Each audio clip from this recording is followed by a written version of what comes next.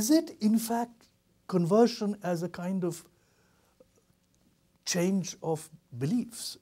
Is it conversion in that sense, or is it more like a sort of, you might almost say, a kind of political choice? Well, it definitely is a political choice, and he's quite clear about this, right? From the early 30s, mid-30s, he begins to say, I am determined to leave, that at least the untouchables should leave the Hindu fold. Yes. Because, you know, there is no way for us to have the dignity or the equality within this conception of the social that is predominant in various schools of Hinduism. Right. And then he begins to think of options. Actually, for a while he does nothing because you know, national events take over. But from about 1950 onwards, he returns to this question. And as you said, you know, he does talk with you know, leaders of different communities who are aware of his desire to leave the Hindu fold, make representations to him. And Muslim leaders, Sikh leaders, Christian leaders come up to him and try to persuade him to genuinely convert into their faiths. And he makes a very interesting claim that, you know, I'm still thinking through. In fact, and I offer some reading of it in the book, which I now actually already have second thoughts about. He says that if untouchables were to become Muslims, and mind you, I mean, partition has already... This is 1930s. Yeah, but partition, you know, will occur eventually. Then it would, in some sense, denationalize them. Now, what does this mean? In the book, I've suggested that it means that they would become other to Hindu society and they would have to leave India. But actually now I think what he meant by denationalizing was that it would disaggregate untouchables as a community with their own identity, right? And have their identity be submerged into the larger ummah, the larger community of all Muslims, which does offer the possibility at least of equality in the eyes of God. But not identity. But not identity in the political sense.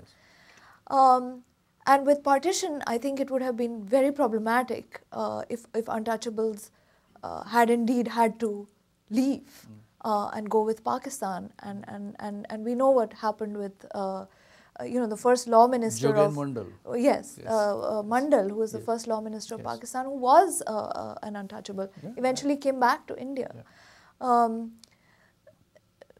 that these, you know, token figures here and there can tell us everything, but it's something to think about.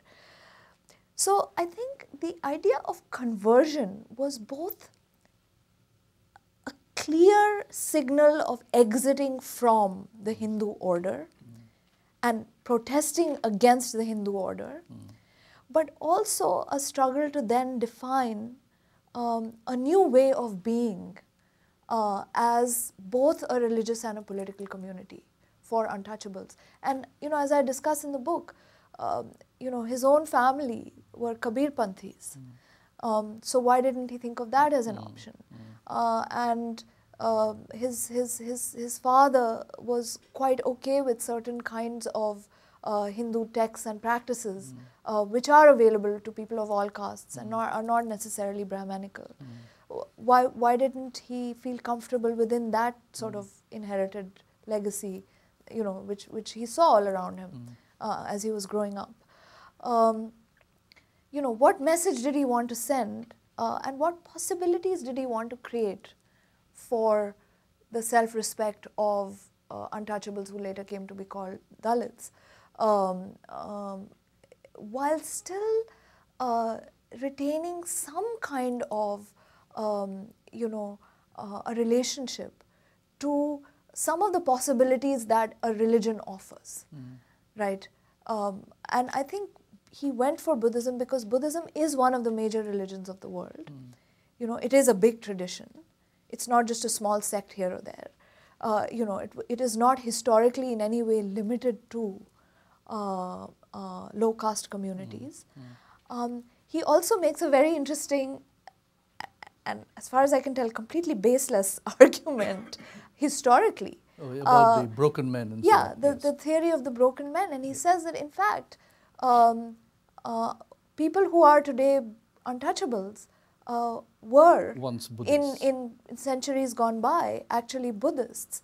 And it is a sign of their defeat at the hands of Brahmins that we even understand them today as untouchables. Yeah. So embracing Buddhism for untouchables is a return.